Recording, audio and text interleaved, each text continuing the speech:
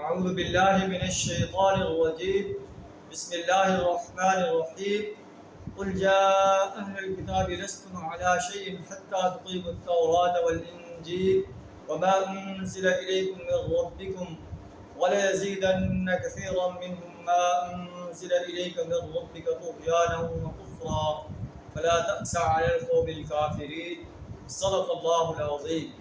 سورہ المائدہ آیت نمبر 68 آپ کے سامنے تلاوت کی۔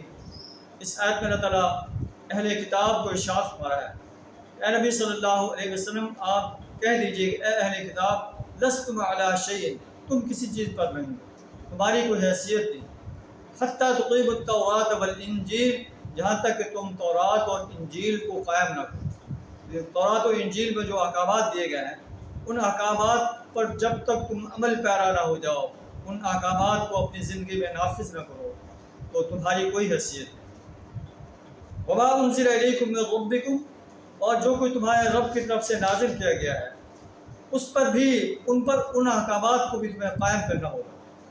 وَلَيَزِيدَنَّ كَثِيرًا مِّنْهُم مَّا أُنزِلَ إِلَيْكَ مِن رَّبِّكَ طُغْيَانًا وَكُفْرًا، اے نبی صلی اللہ علیہ وسلم جو کچھ آپ پر آپ کے رب کی طرف سے نازل کیا گیا ہے یہ ان کے کفر میں جو ہے ان کی سرکشی میں اور اضافہ کرے گا۔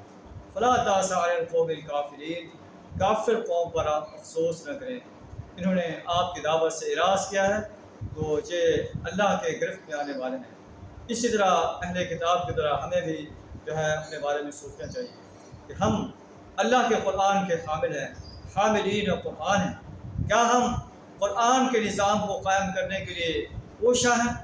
ہم نے جو قرآن ہمیں نظام دیتا ہے، دین اسلام جس کے بارے میں اللہ نے فرمایا وَرَضِيتُ لَكُمُ الْإِسْلَامَ دِينًا، ہم نے اسلام کو تمہارے لیے دین کی حیثیت سے پسند کر لیا ہے۔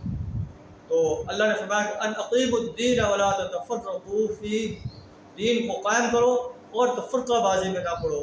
کیا ہم جو ہے اس قرآن کے نظام کو، دین کے نظام کو قائم کرنے کے لیے کوشاں ہے تو ہمیں اللہ کو شکر ادا کرنا چاہیے۔ اگر کوشاں نہیں ہے تو ہمارا انجام بھی اہل کتاب پر سے ہو سکتا ہے۔ اللہ سے دعا کریں ہمیں دین اسلام کے نظام کو قائم کرنے کے لیے اپنا مال، جان، وقت اور صلاحیت کھپا دینے کی توفیق عطا فرمائے۔ وآخر دعوانا الحمدللہ رب العالمین۔